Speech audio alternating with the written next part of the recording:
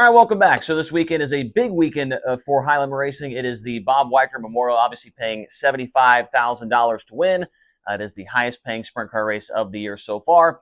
And usually when we have a big race, whether that's the Nationals, the Kings Royal, the Weikert, whatever it is, I like to put together a video of my guys who I think could have the best chance to win from either the full-time high limit side of things or the Pennsylvania Posse. In this video, because we do have the small whiteboard, we're going to put the Posse and the Invaders together. We've got 5 guys from High Limit, and we've got 6 guys from the Posse. I will do the High Limit side first, and then we'll jump and flip around the board and go into the Posse and whatnot side of things. So we're going to start at the bottom right corner, and these are the guys that, you know, maybe a long shot, maybe I'm not feeling super confident as to win the race. And then up here top left are going to be the guys that I think have the best shot to win any of the prelim nights, but especially the finale on Sunday. So we're going to start down here, and the first driver that I've got down here is going to be, like I said, a little bit of a long shot, but sometimes this stuff works out, and sometimes it does not. But I'm going to go with Justin Peck. I think that he's been on a heater here recently. Obviously, lost an engine at Grandview. That's not very good. But before that, third at Tri-City, third at Lakeside, probably should have won Kokomo and got the win at Ransomville. Was on his way to probably a top 10 at Grandview before losing an engine. So he's been very fast here recently. This car in particular has won an Outlaw show there before. That was in 2023. Dominated that race with Zeb Wise behind the wheel. Justin Peck has won at Port Royal before. Last year in 4 starts with High Limit, the results were kind of all over the board. And obviously that was in a different car. He was 16th during the Weikert. And then at Tuscarora 50 weekend, he was 6th, 11th, and 8th. So kind of results a little bit mixed there. But in all of those races, he did go forward in the feature. And so I think with Peck, how he's been qualifying this year, it's been pretty good. Maybe this format could work into his favor. The format, it's going to be the same each and every night. No lock-ins or anything like that from Friday and Saturday to Sunday. But we'll see how it goes. I think Justin Peck, he's been fast here recently with High Limit, and I've just got a good feeling about him. So I'm going to put him at number 5 for High Limit. Now, number 4 for High Limit, and a guy that was just not too stellar with High Limit last year at the big races, but I just got a good feeling, okay? I'm going to put Brent Marks on the list at number 4. He has 15 career Port Royal Speedway wins. Last year in the High Limit events, he was 6th at the Weikert, 12th, 19th, and 15th. So not very good in those 3 races. Was starting at the very, very back, took a provisional on one of the nights as well.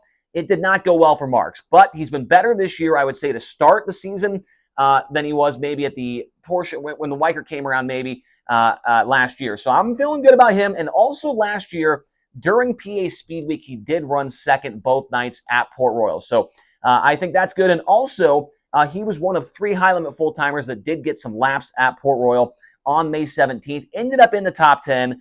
Not the run he was probably looking for, but still getting some laps before the Weikert, in my opinion, is always important. So Brent Marks at number 4. Number 3, as far as, my confidence in him winning, I'm going to put Aaron Ritel on the board. Probably, I think, without a doubt, the best qualifier on the High Limit Racing Tour right now. And with the points format, 150 points for quick time. Ritel more than likely, come on. Depending if he gets a really bad draw, though, he could get a lot of points in qualifying, and then have to pass a couple of cars in the heat race. But last year, remember, he got that Tuscarora 50 prelim night win. He's won the Tuscarora 50 before. He knows how to get around Port Royal Speedway, and he was also one of those 3 drivers that did get laps on May 17th as far as the full-time high rollers go. And so I just think with the qualifying, I think that he's going to qualify well. All he's going to have to do is maybe pass 2 or 3 cars in the heat race, and he'll be in that top 10 to spin the wheel. I think Aaron Ritel is going to be very good this weekend at the Weikert. So number 3 for him for the High Limit Racing drivers. Number 2, I'm going to put Tyler Courtney. Now, I know he hasn't won a race so far this year, but if you look at his last 10 races at Port Royal Speedway, it is absolutely fantastic. Last 10 races, 7 top 5s. And off the top of my head, I believe he's got 3 wins in those 10 races as well. He probably, I don't know if I should say this correctly, but he should have maybe won the 2025 Weikert if that yellow did not come out on the final corner. He was sliding in front of Danny Dietrich to take the lead on the last corner. The yellow came out. And then on the restart, him and Rico Abree started, getting into it with each other, and Dietrich got away. Tyler Courtney very well could have won the WEIKERT last year. I think that this is one of his best racetracks, and he was the third and final driver that did get some laps on May 17th, and he ran pretty well during that race as well. And from all reports, it did sound like he was happy with his race car during those races, or during that race on May 17th. So Tyler Courtney, no wins this year, but I think that could very well change over the next 3 nights at Port Royal Speedway. And number 1 on the list, I mean, how can it not be? If you were to put one of these lists together and you did not have Rico Abree at the top, you might want to get your head checked. He's the hottest driver on tour right now, without a doubt. 4 wins on the season so far. Last year, during the 4 high limit racing events at Port Royal Speedway, 3rd, 2nd, 14th, and 1st. So one little blemish there in those 4 races, but he got that big win during Tuscarora 50 weekend. Almost won the WEIKERT with a 3rd place result, and he was 2nd on another prelim at the Tuscarora 50.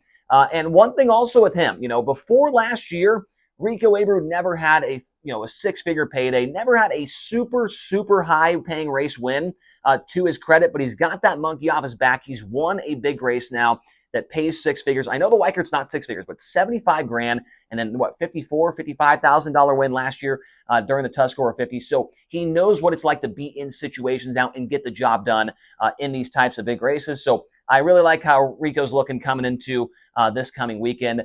He's been stellar in the last couple of weeks with high limit, and he's been stellar in the last couple of races as well over there at Port Royal Speedway. So that's my 5 guys. I know Brad Sweet, he is not on that list. He did get a win. Now, don't get me wrong. He got a win last year at Tuscarora 50 weekend, but he was also 18th during the WEIKERT. He had another race where he was outside the top 10.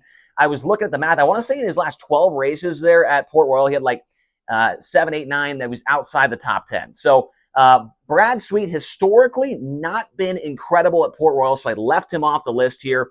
I might regret that here. We'll have to wait and see. Now, let's flip this board around, and we will get into the posse, guys. And like I said, I got 6 of them on here. 1 driver is not from posse land or whatever you want to say, but I'm feeling good about him going into this one. So start down here, bottom right, and he might be a little bit low. He could be low on this list, but I am liking everything I'm seeing right now from Justin Whittle in the 67. So far this year at Port Royal Speedway, he does have 3 top 5 finishes.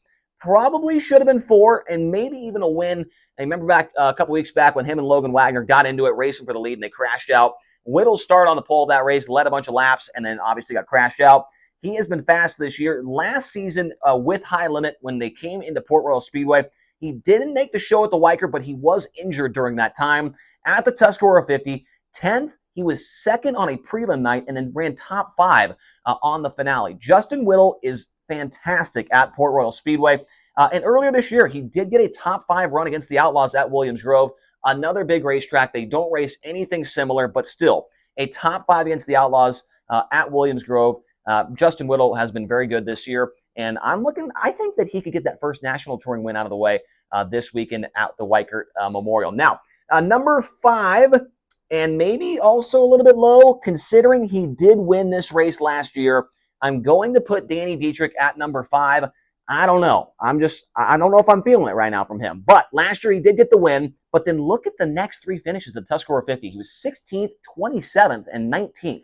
I don't know. That doesn't seem very good. But what does seem better this year is he has been qualifying a lot better, which with this format, I got that wrote down there too, this format is right up his alley. Because usually, in the last couple of years, we haven't seen Dietrich qualify very well, but he's able to come through the field.